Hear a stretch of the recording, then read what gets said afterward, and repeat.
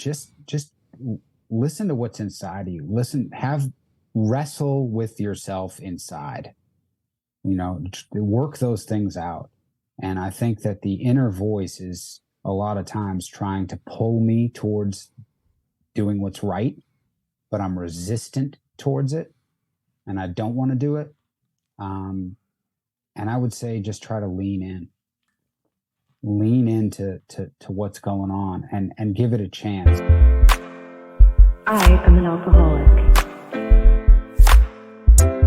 I am an alcoholic. I am an alcoholic. I am an alcoholic.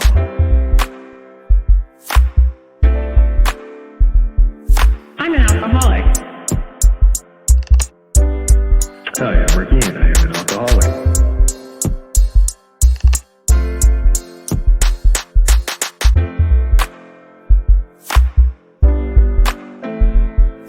I am an alcoholic. Good morning, good afternoon, good evening. I am your alcoholic host, Raymond, and today I am joined with Rich Alcoholic. Rich Alcoholic. Nice to meet you, Rich. Thank you for reaching out. Made you want to come get in the hot seat with me today? Well, I really dove into listening to your podcast because it had the word sobriety in it. And that's initially what attracted to me to it. And I listened to a handful of episodes, a solo one with you back in December. I guess it was either you by yourself or somebody interviewing you and you were telling your story and you were in the hot seat, so to speak. And then the Johnny Alcoholic interview was one that really took me. And I know that you are a big believer, as am I, in the power of sharing your story and how it can be very meaningful to other people. And I was very impacted positively by listening to both of y'all talk. And I just wanted to make myself available to share a little bit too.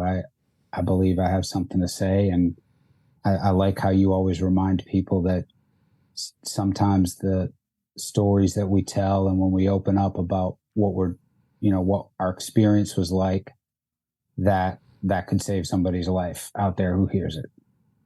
And my life has been saved, and I've been changed by things that I've heard. From people who have, come before me and had more time, and even people who have had significantly less time than me. I've learned from everybody. And, I just appreciate the opportunity, and I wanted to reach out and be a part of it. Well, I appreciate that. Isn't that amazing? It doesn't matter the length of time someone has, whether it's more or less, it helps someone. And that's, I feel like one of the most amazing things. And people lose grasp of that. They do. I remember early on, I'll tell my brief story in a second, but I do remember early on going to meetings at this place in Atlanta that's pretty famous called the Triangle Club. And it's pretty famous because it sits about 60 yards away from one of the biggest liquor stores in the city. Which is, ironic, hey, where's the AA meeting? It's over there by the liquor store. But I remember hearing somebody, and I was maybe sober for, less than 2 weeks. And this guy was sober for less than 2 weeks. And he opened up to share. It was kind of like, any burning desires at the end of this meeting. And he stuck his hand up and he maybe only talked for a minute or two, but he talked about how when he looked in the mirror in the morning, now versus a couple of weeks ago, he said that he could feel dignity coming back to him and self-respect, that he started to see that in himself. And I was like, oh my God, I'll never forget hearing that. It was something small. It was something minor, but it impacted me to the point of where that was just one of those important like building blocks along the way. Like that piece of information and hearing him say it about himself made me want to keep going, because, you know, I knew that was close for me, and it was, and he was close too. And we were right there struggling differently, but trying to do the same thing. Man, I like that. I've never liked looking at myself in the mirror, and some people might be able to relate to that. When I was a kid, it used to scare me to look in the mirror, because it's just like you see like a reflection of yourself, and I don't know, that's always scared me. It's like, what are we? But it's weird because I see so much of my past. I can feel it all when I look at myself. You know, like if I'm shaving or brushing my teeth, it's no big deal. But if I stand there and I look for too long, some stuff can come back, and I'm like, but I do feel good about where I am. I don't want to go back to the way that I felt before. And the mirror can kind of be a reminder of that sometimes. Yeah. Well, I confidently look into the mirror and be happy and proud of what I've achieved and what more I can achieve now, and take away that fear that I had in the past. And that's just what that made me think of. And it's just amazing little short phrases like that just can resonate when we put it in perspective of sobriety and recovery. I appreciate that, man. Connection to other people is so important. And, yeah, like I think everybody has a different belief system about their sobriety, and they have different things that they do, different tools. It came up differently. They learned about it a different way. The revelations may have been, you know, vastly different from person to person about what their drinking was like and how it was affecting them. But I think that moving into sobriety, a really common theme that you hear is that, you know, that friendship and accountability is really important, and listening to other people. And just even if you have somebody just to text or to call and to say, hey, this is how I'm doing today, or I'm in this spot and I feel this way, just to know that somebody's out there, man, that can keep you going sometimes. So when you originally began recovery and stuff, well, I don't want to jump into all that. Let's get into a little bit of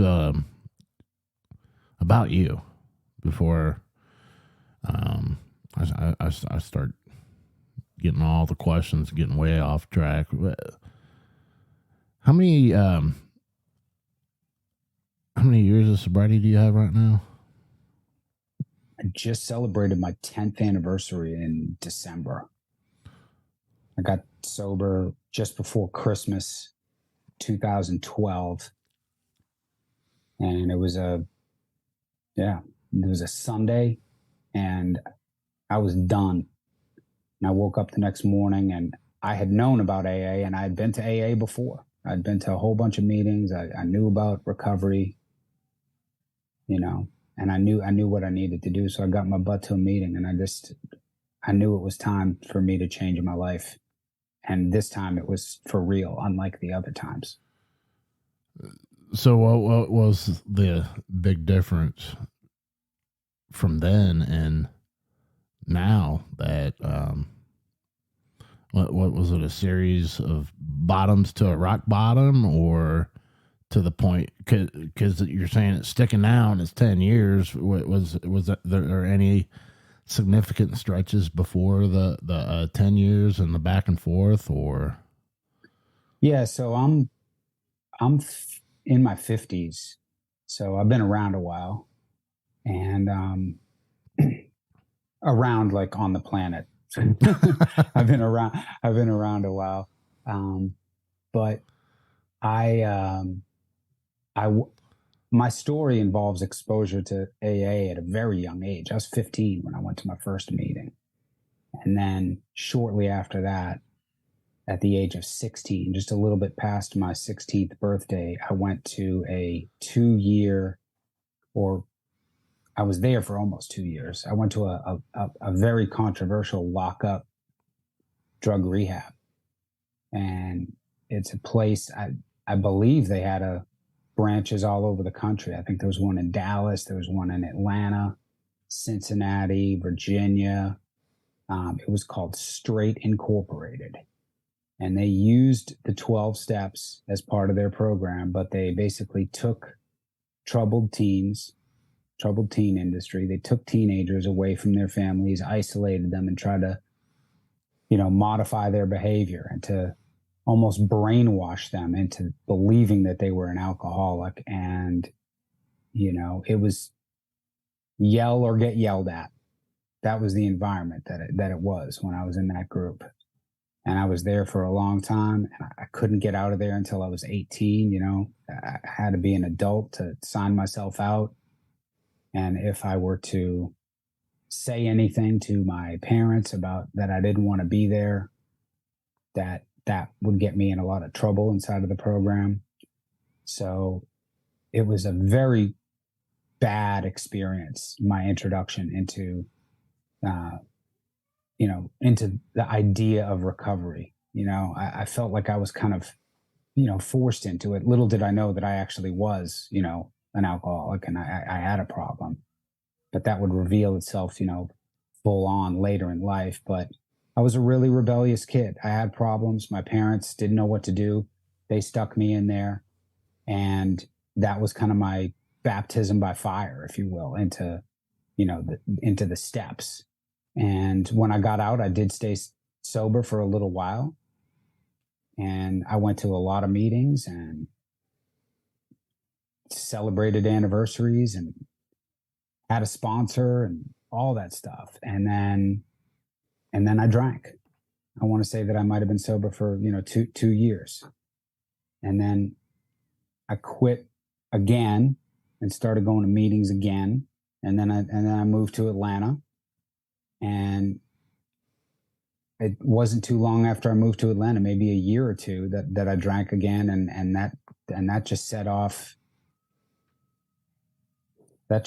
almost 2 decades of drinking right there, And I view my rock bottom as the time that happened right after I got divorced until my sobriety date. So about 2008 to 2012, I was just in this vacuum going down. And I look back on that guy that I was back then, and I know I can't grab him by the coat and shake him and tell him how stupid he was, but I'm motivated to acknowledge what I was and to talk about it, hoping that maybe somebody out there hears it and, it might help them. It's a painful thing to talk about our story and the things that we did wrong and how we really messed up. And I think I heard in your story, you talking about your relationship, you were mentioning about, some back and forth stuff with your wife, and you were being really vulnerable about it. And it was real to me, it was so real and so raw. And I related to it both in my previous marriage and even sometimes stuff that goes on in my current marriage, and I just thought that was so, like, I just hadn't been moved like that in a while, listening to somebody talk. And that's part of why I wanted to reach out and share, because I figure, like, hey, man, this guy's got something important to say, and, maybe I have something important to say too. Yeah, I like how you bring that up. And, there's, and that's the one thing is, there's, we only have to bear what we feel comfortable bearing. And I wish a lot of people would grasp that. You know, they go to meetings and they don't want to share, and they're a fixture in the back of the room or in one of these Zoom squares, and try to word things differently to where you're at least talking and making that connection with other people.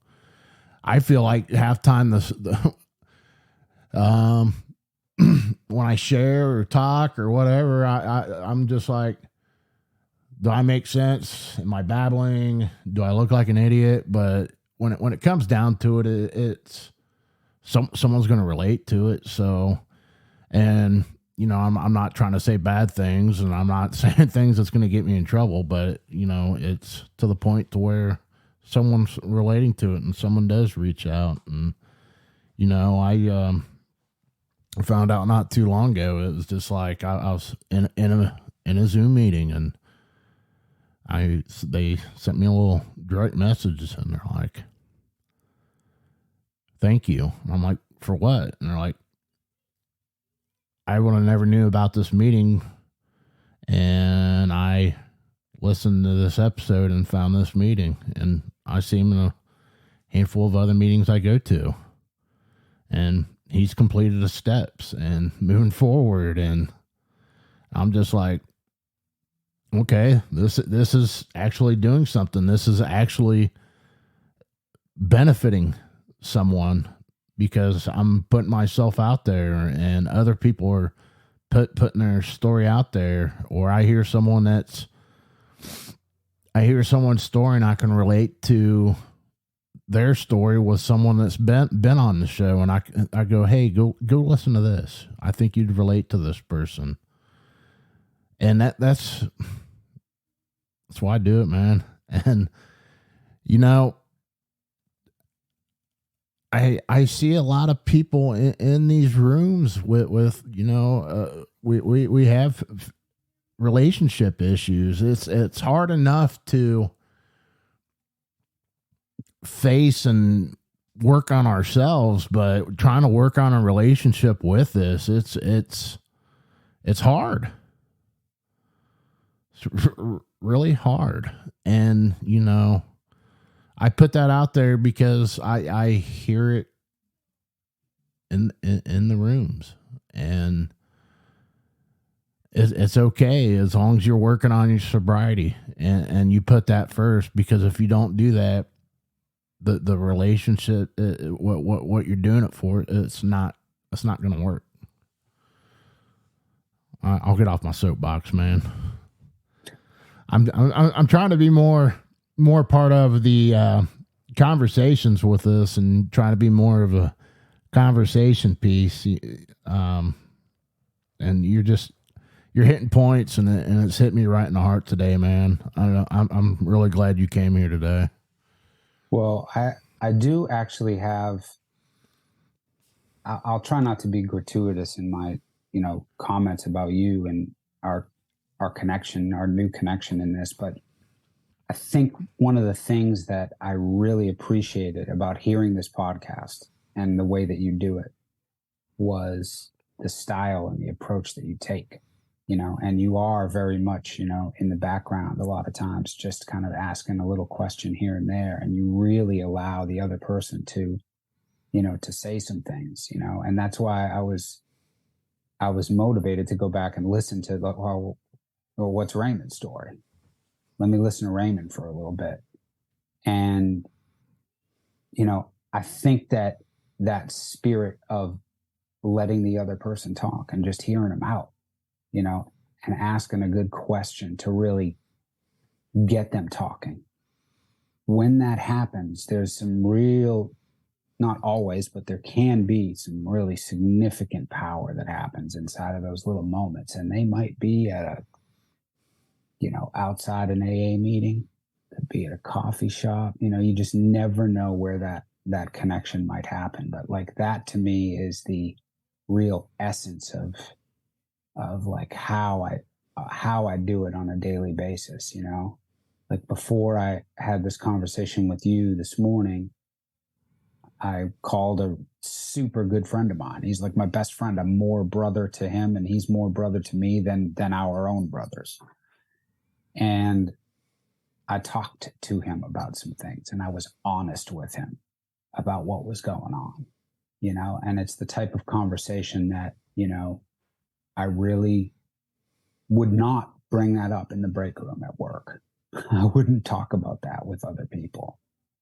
But at the end of this conversation, even just saying the things out loud, saying what the problem is, recognizing and admitting my part of it, and kind of working through things that I need to do differently in my life, in the way that I interact with people, with whatever it is. In talking about it, there's a power, and there's also a power in listening.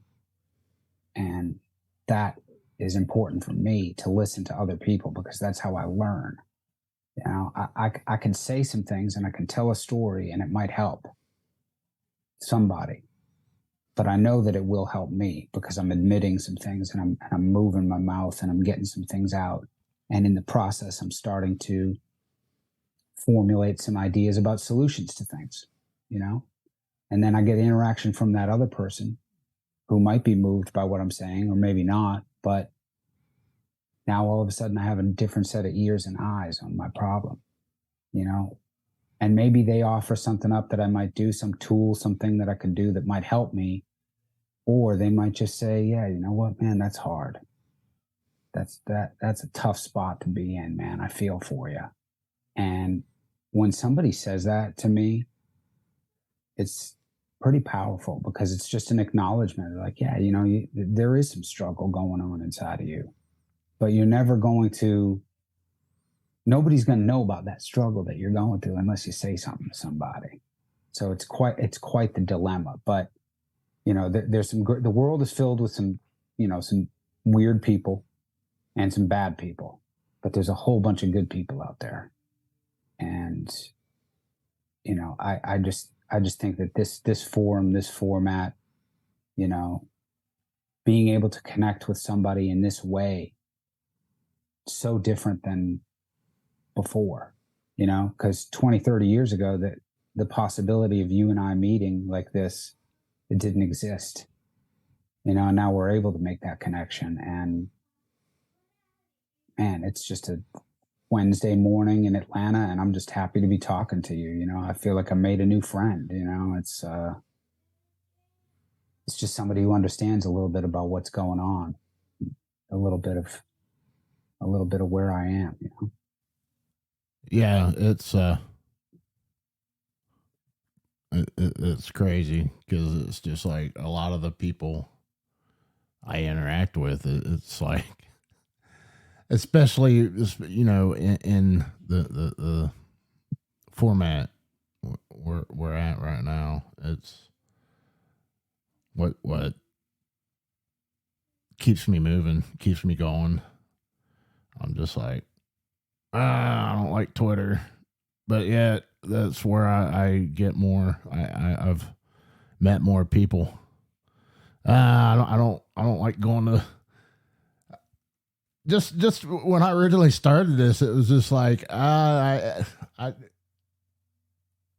don't relate to these people. I don't get it and all that. But the more I kept going and the more I talked to people, it's just like, wow, I've never done this. I probably won't be where I'm at right now. I'd be falling back into old habits and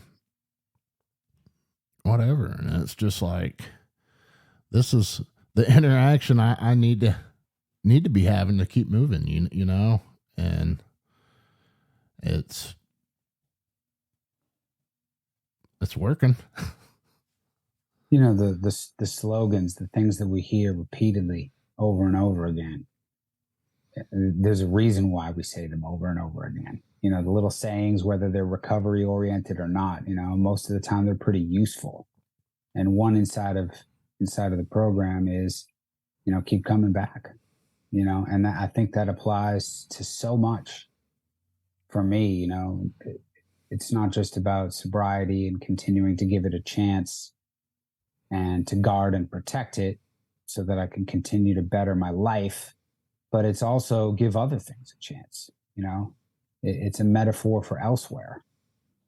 Keep coming back. You know, I don't know it all. I have to somehow return to sources of more information so that I can get the tools and the things that I need to keep moving forward. Because I do not know it all. A lot of people think they do.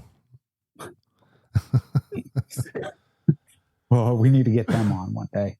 Yeah. Yeah. Well, the ones that are very knowledgeable and that don't admit to knowing everything is more beneficial. You know, it's not. I hope my sipping coffee isn't coming through too loud on this microphone. Oh, you're fine. I mean, there's been it's usually a madhouse here sometimes, and the kids are screaming and everything else. I'm sitting here. I've already had 4 cups of coffee. I'm done with that. I'm to the Diet Dr. Pepper now. So we watched a little workshop yesterday related to our business, and there was a guy, the trainer, who's very good, leading this class and showing us how to do stuff on this, new piece of software, taking questions and everything. He kind of got a little cough going, and he would mute himself so that he could cough. But he would occasionally, he did at least once that I remember, he took his water jug and just tipped it back. And he didn't have himself muted. And that sound just drives my wife crazy. And man, she about lost it. And she's like, do you see? That's what you do, Or maybe I mentioned to her and I said, that's what I do. But even then, even in that, I learned something. I saw somebody else doing the thing that I do. So I kind of got to see how it presented itself.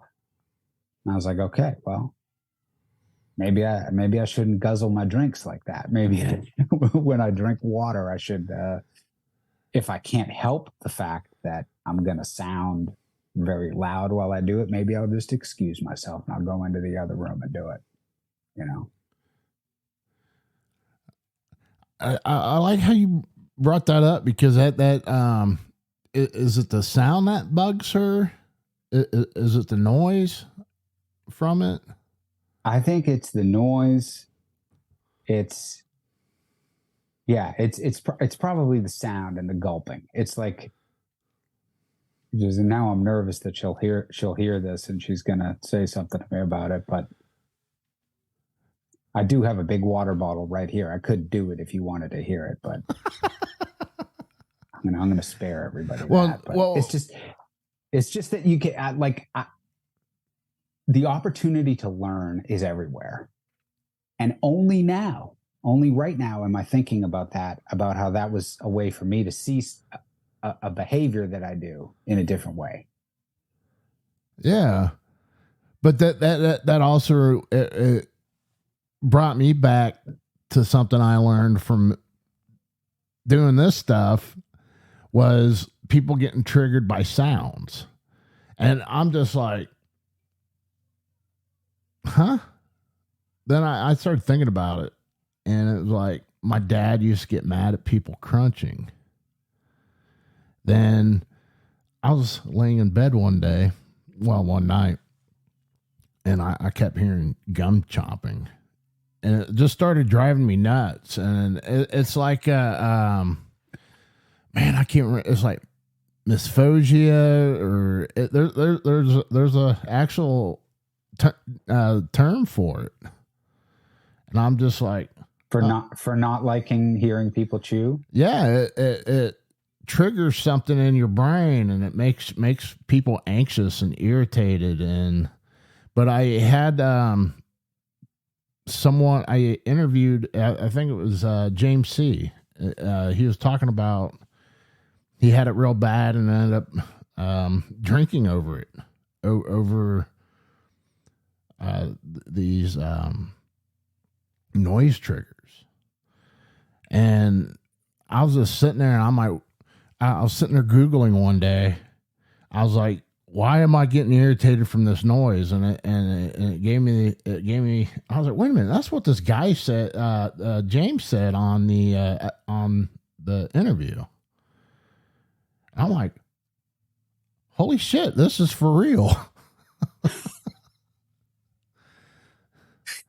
I'm like, it's crazy, isn't it?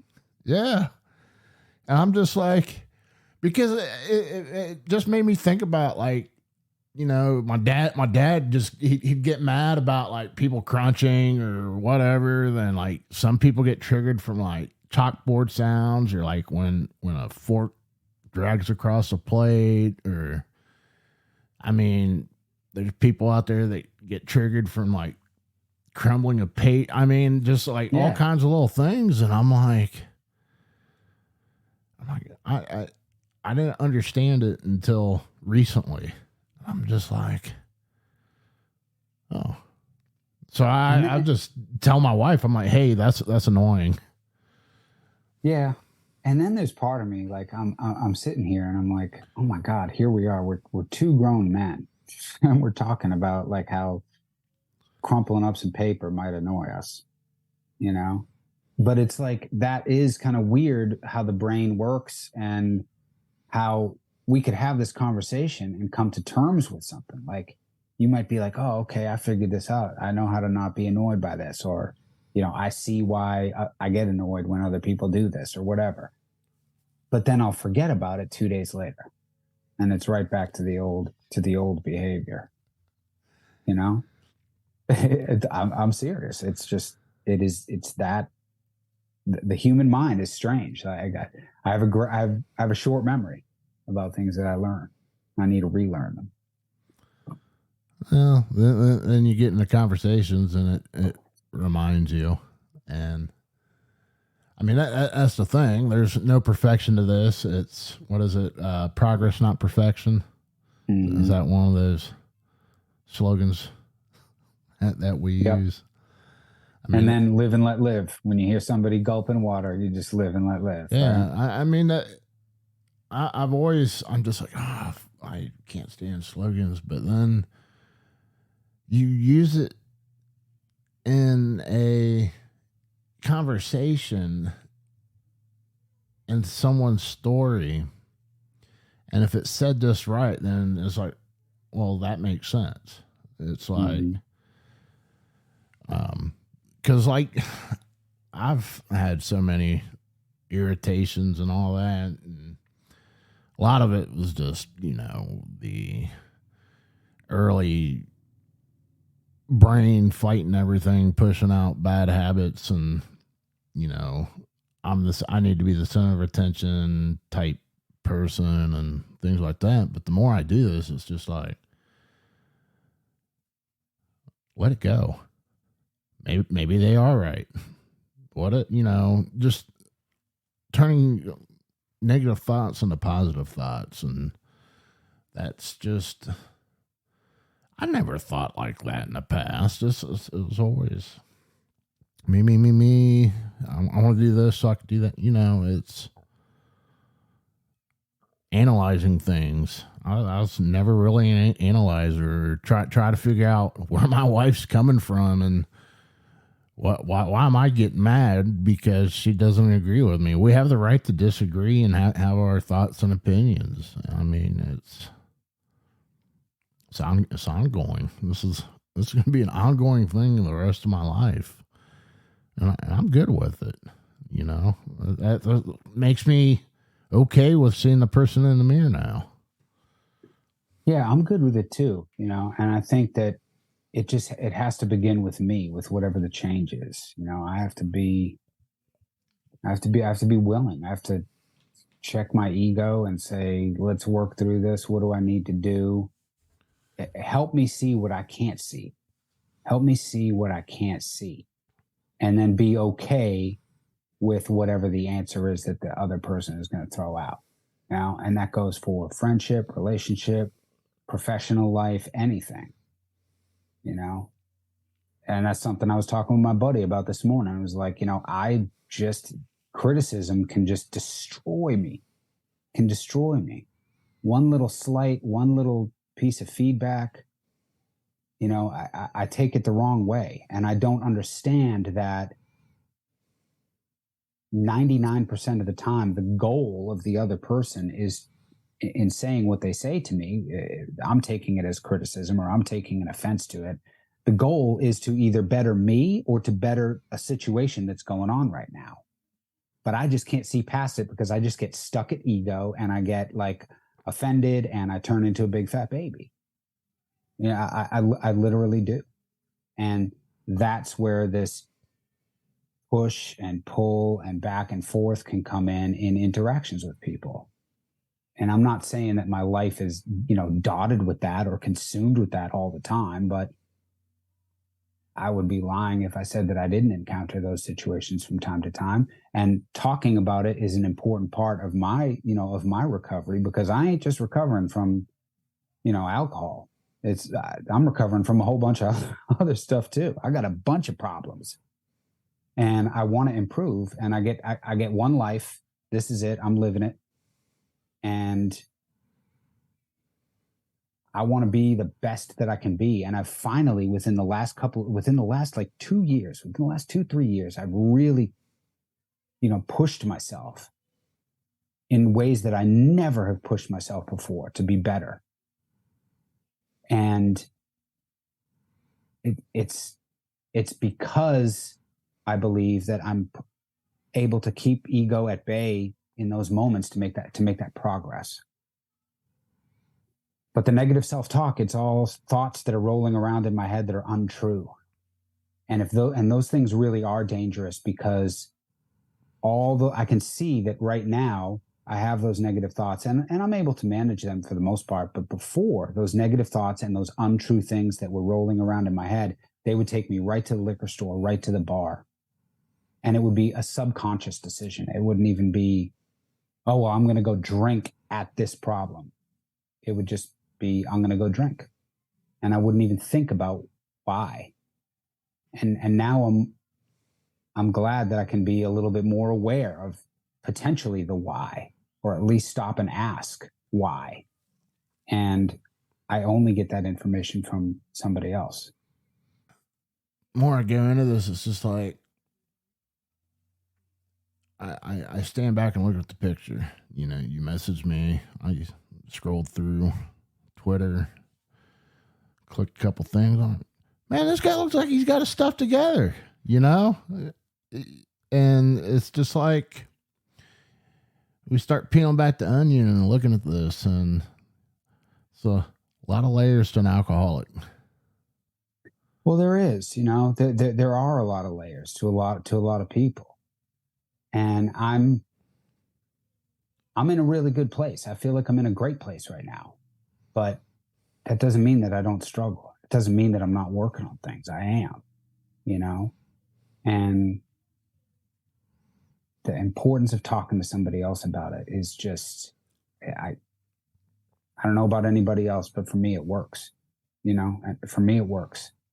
When I can do it honestly and really intentionally and accept the results of the other side of whatever may come, it's good. It's good. And it's weird. You mentioned looking at a person's social media, I think everybody, myself included, for sure, I'm trying to put out something out there. I do have a front facing, public facing image that I want to put out, but I do also want people who interact with me or see my stuff to know that I struggle. And I'm going through stuff, and I was in a really bad place many years ago, and I've come to this place now, and it's great. It's not perfect. I'm working on it. And yeah, it's just life, I think. And I got to figure out how to live it. I gotta every day kind of try and take stock, not every day, not be obsessed with it, but I gotta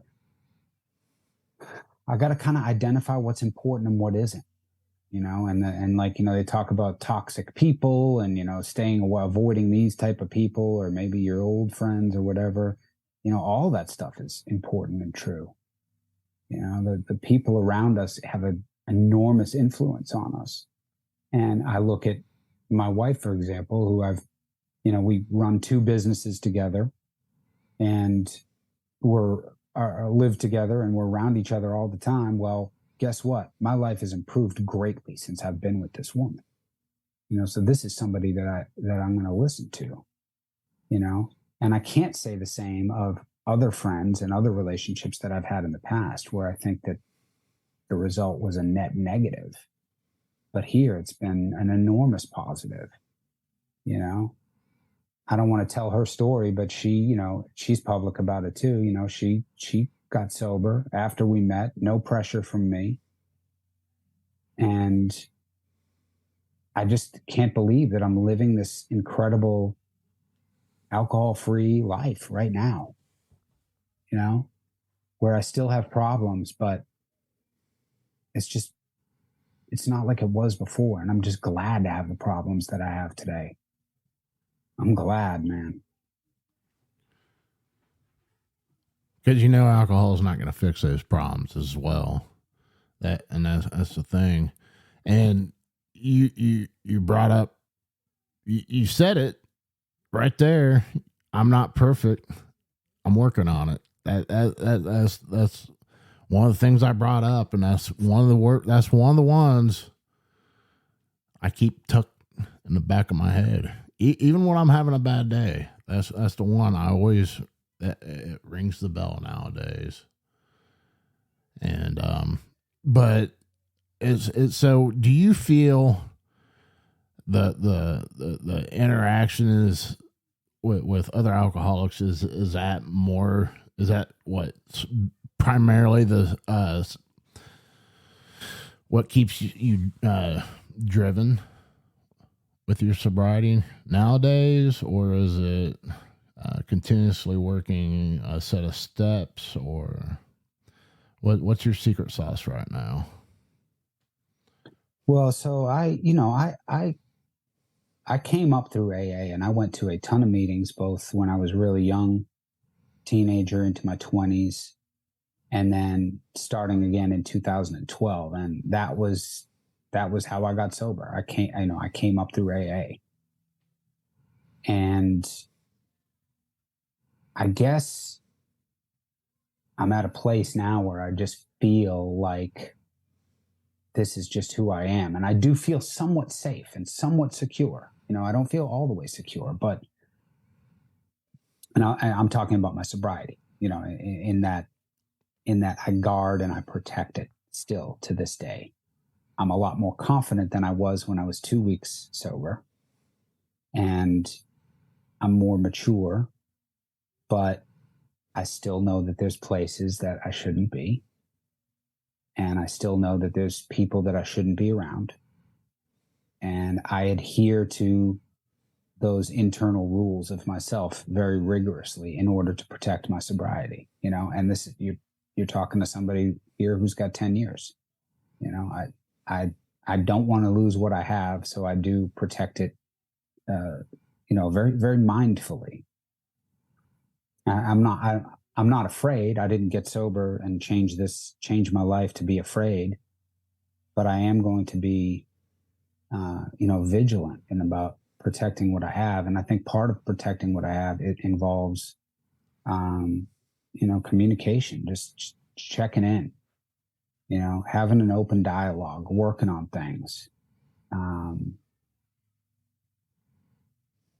Since it's just me and you talking, I'll let you know, I started going to therapy the other week, and I'm not afraid to say it. I don't care. Bang, it's out there. So if anybody from work is listening, there you go. I know that there's some things about myself that I want to improve, and I'm going to improve those things.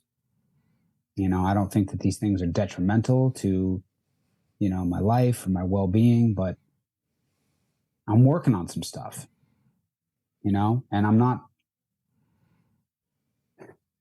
I guess I'm just being vulnerable to say that, it's hard to put that out there, but I'm glad to be able to be here to say that, because if I had kept drinking, I might not be here. I certainly wouldn't be here on this podcast and Zoom call with you.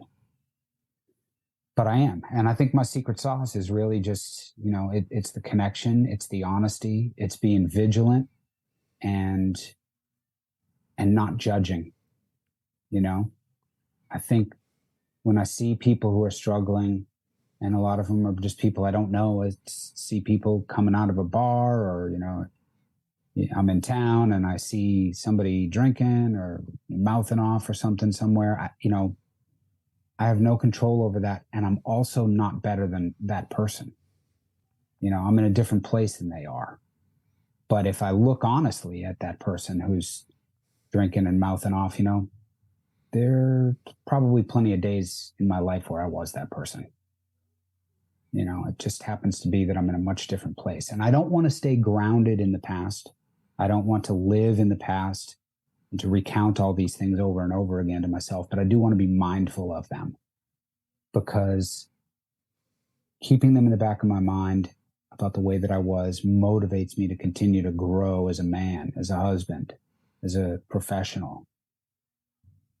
And yeah, life is just what it is, and I'm working on it. I'm not going to say, I'll never say that I got the alcohol beat, because I don't think that that's possible for me. Maybe it is for other people, but I feel like I feel like there's I'd still know where the liquor stores are. I still know where they are. And, I think there's people who know what I'm talking about when I say that. I don't feel threatened. I don't feel at risk. But because of the fact that I'm aware of that, it tells me that I just need to be vigilant. And I live a great life. I have an incredible life. And I think part of my secret sauce is to just appreciate that life that I live.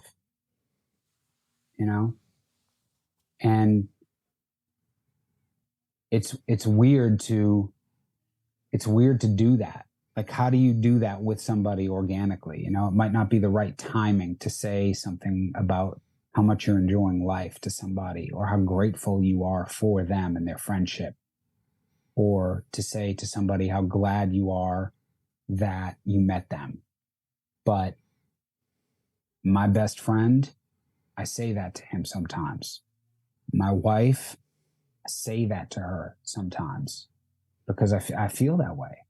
And I recognize that, it's the people in my life who have shaped things and been there for me as I've struggled and gotten better and gotten worse and gotten better and gotten worse and gotten better.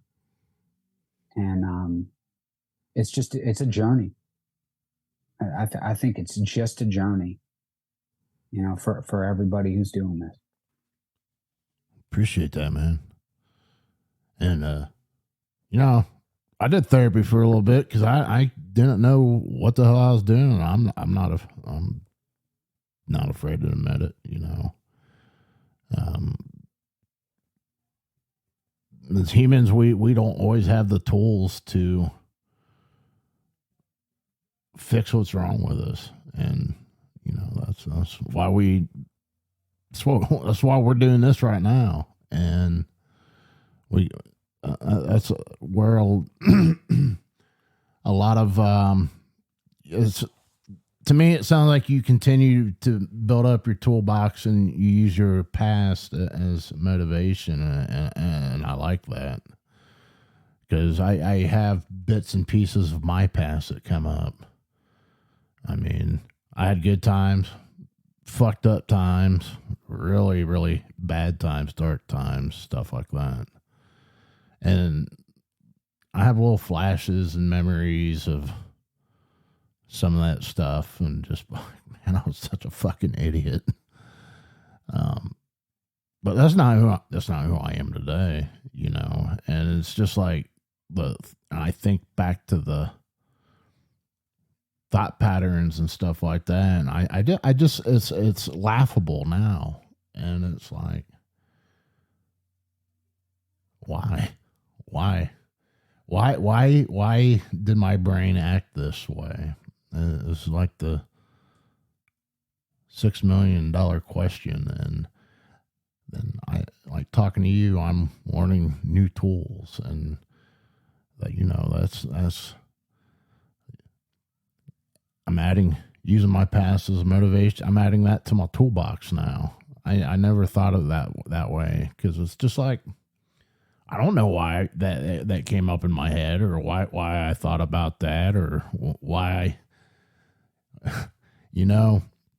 And the biggest thing is like that I've learned from doing this is I don't have to share exactly those thoughts in the meeting either, because some of the stuff's probably very inappropriate, and it'd be like just a my thing is getting away from attention seeking behavior. You know, and it's just like that's there's no point to really share that. You know, I'm gonna share what's, hey, I had this thought, and you know, I moved on. I laughed at it. Now I laugh at ridiculous thoughts now. It's like how you talked about listening to the Johnny Alcoholic episode. I've always had problems with meditation and stuff like that. And, you know, talking to him, I've formed my own way of meditation, and it's more of a thought process for me now, and it's just on the spot, pushing those memories out, those thoughts. It's laughing is, you know, I've always been into shooting guns and stuff, and now my thing is fucked up thought. I picture the old time shooting gallery, and that thought coming around on the plate, and I go bing.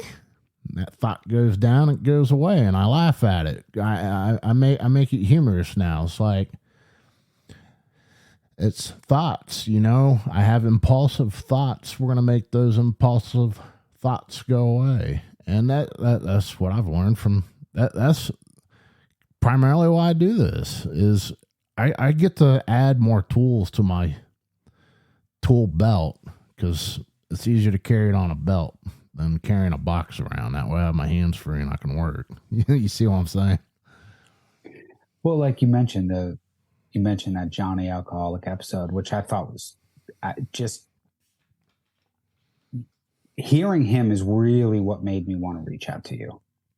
Hearing that interview specifically was really what motivated me, because in his story, what I picked up was that he received such an incredible benefit in sobriety in reestablishing a relationship with his son, which he didn't have. I'm telling you, I don't have any kids. My wife doesn't have any kids, but I'm a son, and I have a dad, and I got a mom, and I have a very close relationship with my dad, despite him living 1,000 miles away from me. We talk, you know, almost every other day, and I'm going to get to see him next month, and he's going to turn 82 in April. And that is something that comes about from getting sober. You know, it's the keep coming back. It's the continue to give this a chance. Like the more I don't drink, the better things get. The longer I don't drink, the better things become. And I proved that to myself years ago. And then I let those thoughts come, and I didn't ping them down with a gun. I let the thoughts roll around, and then I quickly ended up back at the bar. And how do we get these thoughts out of our head? I don't know. I don't know how other people do it. How I am doing it right now, and how I need to continue to do it, I believe, is just to talk to other people and to really speak my truth. And that doesn't mean that I need to speak my truth on Zoom, although I am doing a little bit of that, you know, right now. But I have a little trusted confidant, a trusted group, circle, best friend, wife, dad. That's kind of my team. And I can be honest with them. And great things have happened the last couple of years with increasing my relationship and vulnerability with those three people specifically. it's brought a lot of benefit. And hearing Johnny's story about him reestablishing a relationship with his son,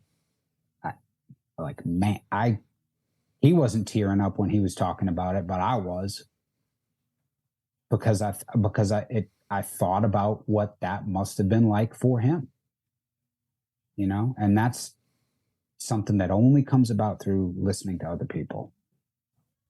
You never thought you'd have been sitting man to man talking about tearing up, listening to another man's story?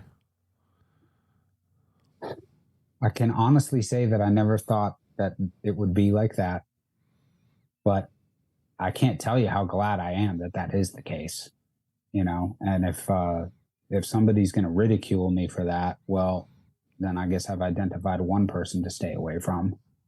Yeah. Because, this is meaningful to me, That's just powerful. And it's just right now, just even talking about that and being vulnerable about tearing up. There's times on here I'll sit and I tear up, and it's just like it's tears of joy, because it's just how powerful this is and how we can impact each other just doing this. And it doesn't even have to be anything. It's not even bad. It doesn't even have to be bad stuff. It's just writing that connection. You brought that up earlier, and that's when it was cut out. You were talking about making that connection, and I never could imagine that. I never thought I'd find that doing this. How many times I've laughed at the program, or in my previous attempts at doing this, and look what I'm doing right now. It's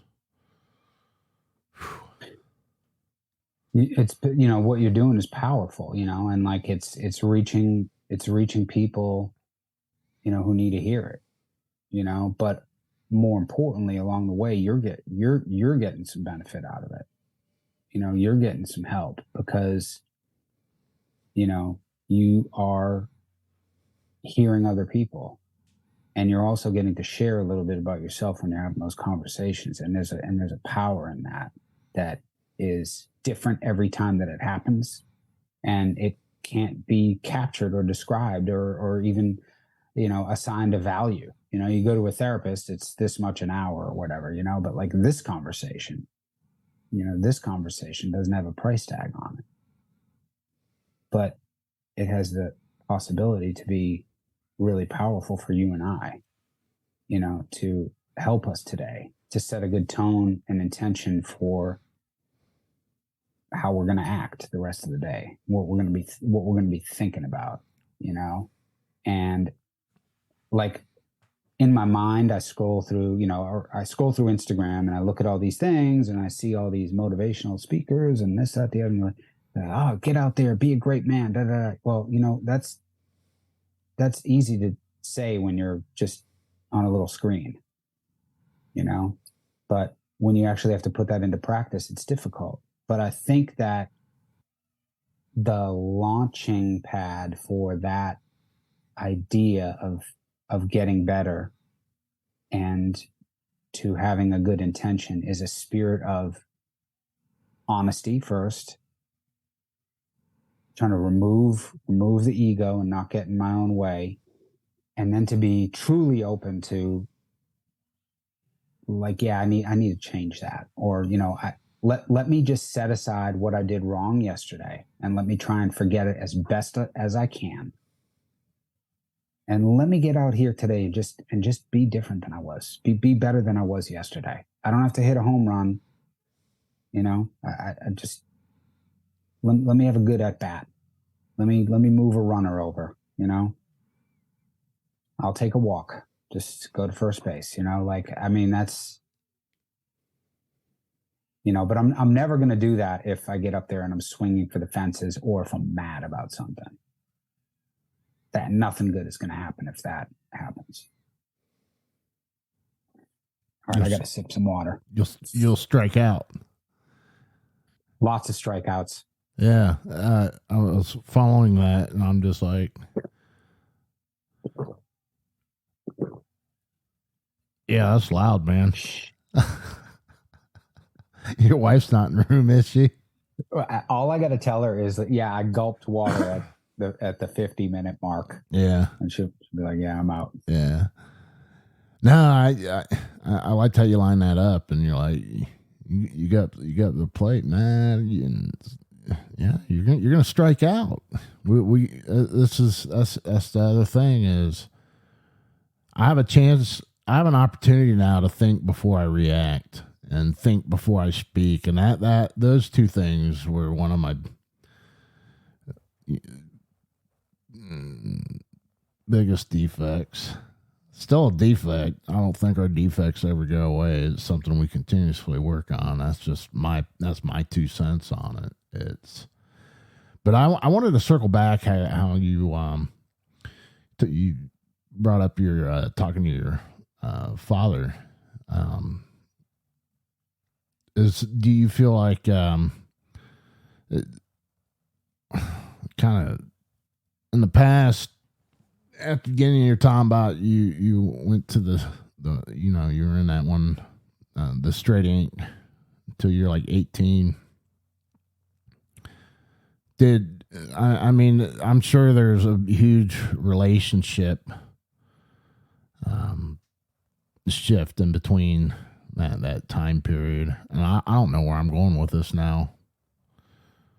Well, I can jump in and try and address that a little bit. So, I got out when I was 18, and by the time I was 23, I was already moved to Atlanta. And I really wanted to be somewhere else other than my hometown, and that accomplished that. I moved here under the impression and hope that I would be able to form a relationship with this woman, young woman who I knew from that place. And I knew very quickly, like within a really short period of time, and I'm talking like a day, that there wasn't going to be a relationship. But here it was, I had already packed up and moved down here. And there was a sense of embarrassment that came with it, honestly.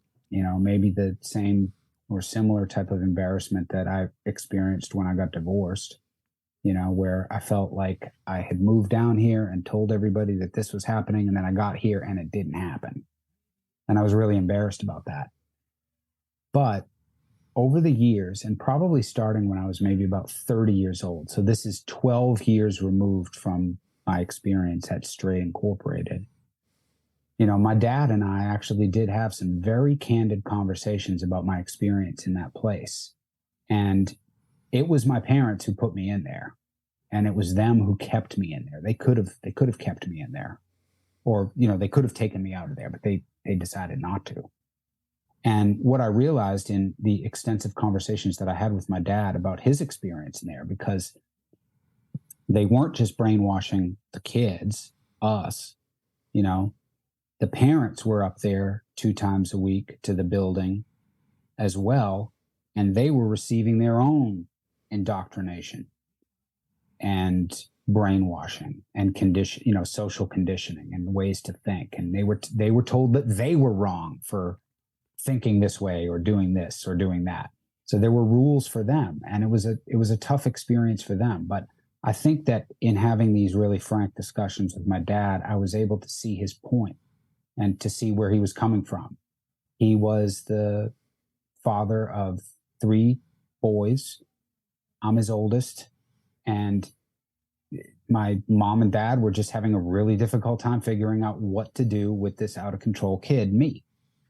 And I think that they did the best thing that they could, and I don't blame them for that. And I've come to a sense of peace with him on that since. I don't think that this is the right way to introduce somebody to sobriety. I don't think it can be forced upon anybody. And part of my story is having sobriety forced upon me. I was 16 years old.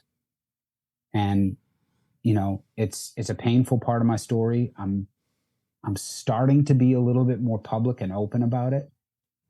I don't know how many total number of people out there who went through that place exist, but I'm a member of a couple of groups on Facebook. I mean, there's some people out there who are talking about the impacts that place had on them and the long lasting effects. But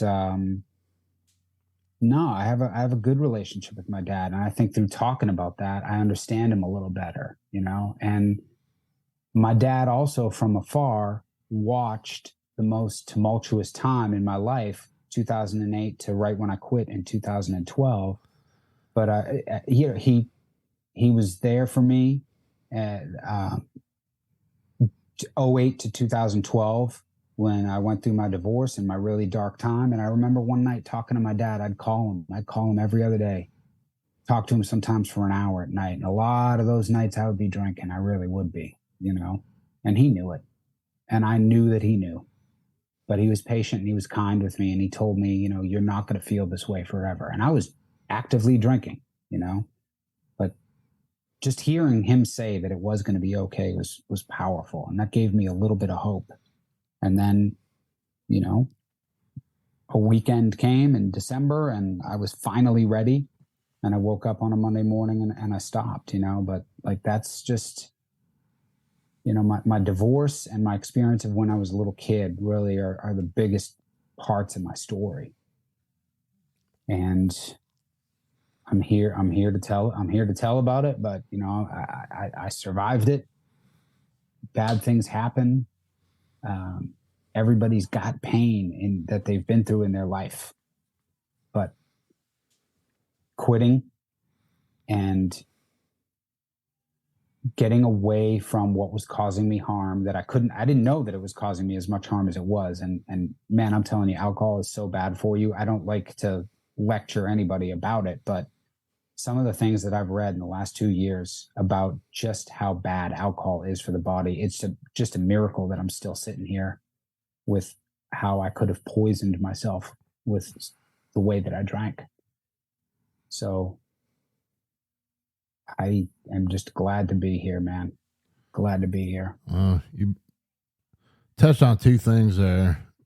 I got to remember the one because I'm going to circle back to it. But like you're saying, recovery, sobriety should not be forced on anyone. And I've yet to have any. I'm trying to like flip through the pages of someone that court ordered or forced or something like that to where it took the first time and they remained sober. I haven't heard that success story yet. It's pretty much to where every story I've heard right now is someone desperate enough for the so-called rock bottom and they want what we have. And that's the common theme I hear on this is you can't force this on anyone. And, it's like, I've talked to, I've taken someone through the program and I'll actually talk to him today. I sponsored someone. I've had people reach out for help and, I'm just like, well, if you just listen to me and do what I say, I don't talk to him like that, but that's the thought process. But I can't make people do it. If they want it, they have to be open-minded and willing to listen to suggestion. And that's just got that part going in my mind, it's just like, because I've so many times you hear, I was court ordered. Then you start getting the relapse stories, but I I don't know. It's got me thinking about my dad and just some conversations I've had with him, you know. That's why I kind of wanted to touch on that. I didn't know how to word it. I don't always know how to word things. You know, my dad has, he's always been there for me, you know. And one thing he always says to me, he's like, something about like, he thinks I haven't forgave him for a decision in the past or didn't let me do this or do that. And I'm mad at him or mad at him and mom. And they're always asking that. And it's just like, you, in the past, you made the decision of what you thought was best for me. And because I know my mom's going to listen to this. And I appreciate they did what they thought was best for me. And I'm not mad at them for doing that. And I don't hold resentment over that. Because now it's like what we talked about earlier. We use a past. I'm using my past as a tool now, like you do. That's the way I'm gonna look at it.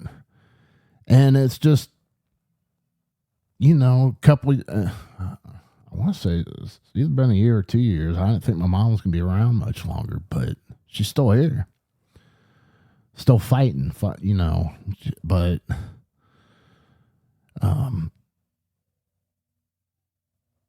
they've done everything they could do and let me be me since I've grown up. And, you know, this is my choice to drink and do dumb shit that I've done. But they've always been there for me. And, you know, that's one thing I'm going to make sure, you know, I try, because I'm a father now, and it's like I'm trying. It's so hard because I have girls, and it's just like, oh my God, how do I do this? And it's like, it's fear. And, you know, I think when I was younger, I had fear of maybe talking to my dad about some of the stuff, but I'm trying to use that to, you know, let my kids know it's okay to talk to me, and I'm trying not to flip out over stuff, like overreact, and hear things out, but I don't hold anything begrudgingly or anything like that towards any decisions that, you know, because they were doing at the time what they thought was best for me. And I'm not mad, and there's no resentment. And I was just seeing your standpoint because of what you went through. And I couldn't even imagine that. I want to do some research on this because I've heard of it, but I've never looked into it. And just, I don't know. I have a link that I could send you to a YouTube video that you could include in the show notes that does kind of do a 15-minute kind of explanation of what that place was like. I will definitely do that. But to what you were talking about, I think like, you know, like how much I admire my dad and how much I respect him and how much I love him. You know, a big part of that has to do with, you know, first of all, he's not a perfect person. Okay. But, and I have been guilty of idealizing him at times, but I do believe in my heart that he is a good man. He's a good man. And he has loved me unconditionally, and he's supported me and not judged me through all of the odd phases of my life that I have gone through. You know, that's been the constant, you know, is knowing that no matter what's going on with me, I could pick up the phone and call my dad. I could talk to him about it.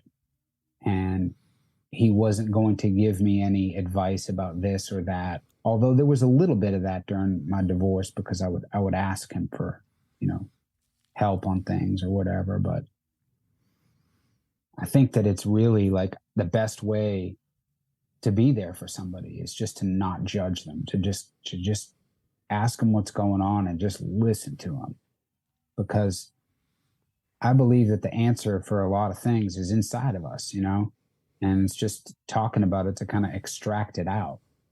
But in terms of staying sober and developing a practice to get away from your addiction, the root of that, it has to come from inside. I mean, I think it can be kind of nudged out maybe, but advice, man, that never worked. People telling me you need to slow down, or, what happened to you last night? I'm not listening to any of that.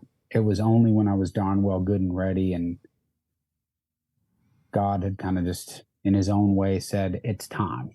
That's when it happened, and I didn't choose that day.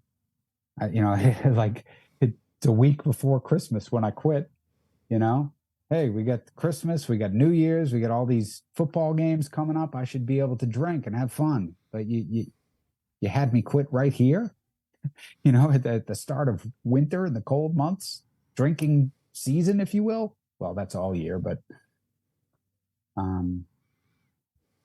the advice never worked. I think it's the listening and the conversation and the honesty. That's what works for me. Yeah, I can relate to all that. That's amazing. I appreciate you coming on here and being a part of my recovery, man. That's the biggest thing in this. And so I don't know if people realize that they become a part of my journey, and and I'm glad we got to talk about our dads. I mean, I can't wait until they raise the lake out here and take my old man fishing and carry him up and down a hill if I need to. And my dad's sober. My dad's sober for, God, it's 40 plus years, quit, just dumped it out, stopped, and that's never bragged about it, never asked for any attention or any, special treatment because of it. Nothing. He just did it and did it quietly. And, it's an example to me, it's an example to me. And you're an example to me too. And the guests that I've heard on this platform have been an example to me too. So I'm just glad that our world's hooked up and we can kind of, support each other from afar. I'm just down I-75. It's a little bit of a drive, but I'm here. Yeah. Well, I've got Atlanta stories, but it's inappropriate for the show. I was, when I was in the Army, I was stationed at Benning, and to say the least, I'll share this much. We got a weekend pastor in boot camp, and a group of us taxied up there to Atlanta. So, and you're talking about the Triangle Club. I was like, well, sounds a lot better than the, what is it, Club Cheetah down there. I knew you were going to go there. Oh, yeah. Yeah. My drinking did actually take me to the Cheetah once, but believe it or not, it was like just a little bit past closing time when we walked in there. It was probably 3:00. And yes, I was drunk when this was all going on, but I've never taken in the full experience of the Cheetah. And I'm actually very glad to be able to say that. Yeah. Yeah. See, that was one of those past memories. And I'm just like, oh, you told me you're from Atlanta. And I'm just like, I spent a weekend there once. It started kicking up memories. And I'm like, oh my gosh. And I still one of my buddies I was in boot camp with, I've stayed in touch with him. He just retired, and he was one of the guys I went down there with, and I'm just like, I've got Polaroids, man. At the time we went to Atlanta, we ended up because we ended up buying like a bunch of stuff and this Polaroid camera, and we gave it to the taxi driver, and he held it for us for when we graduated basic training. And he actually he met us at the end of graduation, gave us our stuff back, and I was actually shocked by that because we weren't supposed to do that. We weren't supposed to go more than like 2 miles from the base. Aren't you glad that there wasn't Instagram and Facebook back then? That could have been problematic because you know how young men and alcohol and that would have probably reared up and got someone in trouble. But I can't believe that taxi driver was honest and held on to that stuff until we got out either. So, oh man. I got sober in 2012, but there was already the internet and social media back then. So there was a little concern, but man, I'm just glad to not be a drinker today for a number of reasons. And Instagram Live and YouTube is probably at the top of the list because bad behavior and people's mistakes just gets commodified and sold. Here's this person doing this, and they're drunk and they're stupid. Oh my God, I don't want anything to do with it. Just get me home, 8:00. I'll have a little pudding, and off to bed I go. Yeah, but that also ties into with you brought up where the liquor store is, just drinking seasons, holiday, and all. It just brings in just how normalized alcohol is in our society. And I'd been, hey, I'm a showboat, watch me put this video up of me doing dumb shit when I'm drunk. Mm-hmm. And the alcohol companies love it, because it's promotion for them, and they spend a lot of money. But I am hopeful though that I don't know how you feel about the whole non-alcoholic products that are out there. There's a bunch of great ones, and for some people it's a trigger and they should stay away from it for reasons of their own choosing. But for other people it's good. I participate in a little bit of that here and there, but I was really happy to see that Heineken 0.0 with an ad in the Super Bowl, and I think that some of these ads of these NA products are making people kind of rethink their drinking and maybe take a look at it. So I'm trying just to look for the positive in that and just say that maybe somebody might come to find some help just by observing the newer propaganda from big alcohol that's out there, because I just hope that it helps. I know that alcohol messed me up, and I would love it if other people could not go the path that I did and instead do something else. Yeah, I just stay away from it. Mm-hmm. I'm afraid. I don't know. I've heard stories. Excuse me, but one of the first people, when I came to a meeting, there's a story.